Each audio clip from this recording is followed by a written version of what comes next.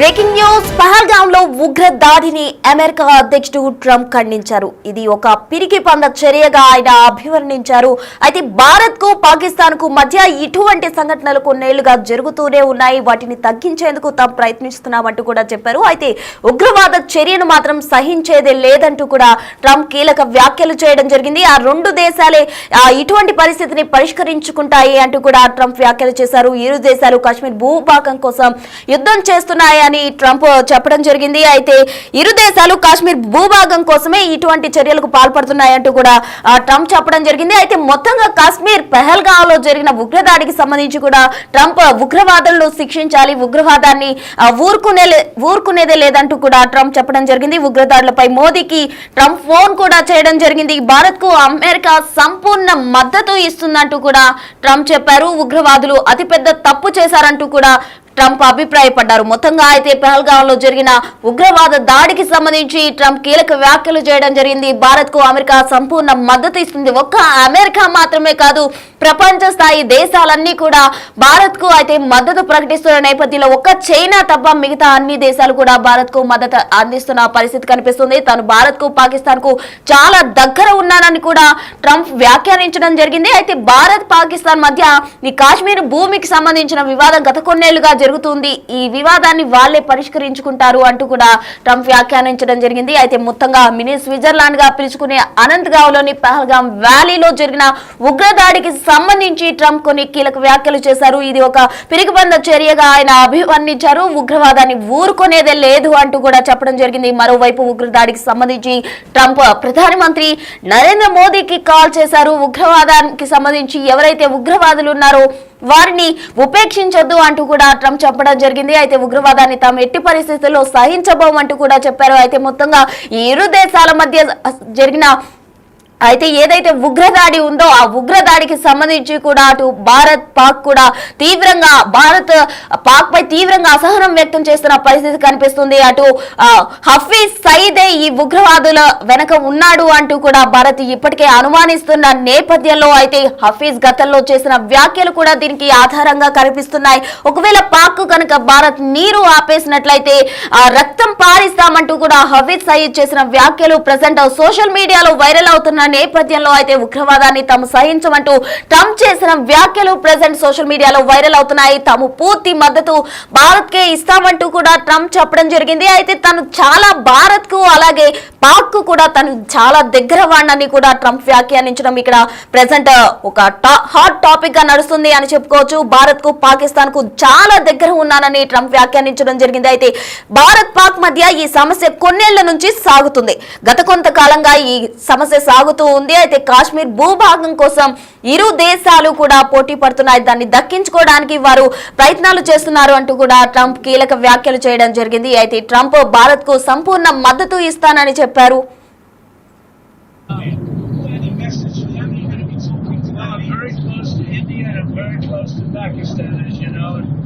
They've had that fight for 1,000 years in Kashmir. Kashmir has been going on for 1,000 years, probably longer than that. And it was a bad one yesterday. It was a bad one. Over 30 people. Are you concerned that there's now tensions on the border between them? Are you concerned that how you continue? Well, there have been tensions on that border for 1,500 years. So, say Mr. Smith, but they'll get it figured out one way or the other. I know both leaders. There's great tension between Pakistan and India, but there always has been. So you're not in Kashmir. Any message to them? You're going to be talking to them? Well, I'm very close to India and I'm very close to Pakistan, as you know. They've had that fight for 1,000 years in Kashmir. Kashmir has been going on for 1,000 years, probably longer than that. And it was a bad one yesterday. It was a bad one. Over 30 people. Are you concerned that there's now tensions on the border between them? Are you concerned that how you continue? Well, there have been tensions on that border for 1,500 years. So, say Mr. Smith, but they'll get it figured out one way or the other. I know both leaders. There's great tension between Pakistan and India.